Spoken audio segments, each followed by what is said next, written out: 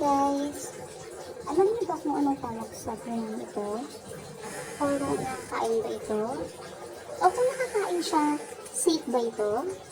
Kasi I remember way back in high school, sa tuwing may lakad kami ng mga classmates ko or mga friends ko, tapos kung madaanan kami mga buwang ganito, kinukuha namin, tapos kinakain. Pero kasi ngayon hindi ko na kayang kainin, so natatakot ako. Baka mamaya may side effect pala. So, kung alam niyo guys, kung anong bunga nito, please comment down below. Ayan po yung naman pagka binasag siya. Ayan, I hope you can see it clearly. Ayan, ito po.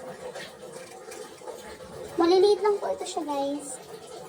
Tapos nakabalot sa ganyan yung parang hairy na kumait na yung tawag ito. Ayan.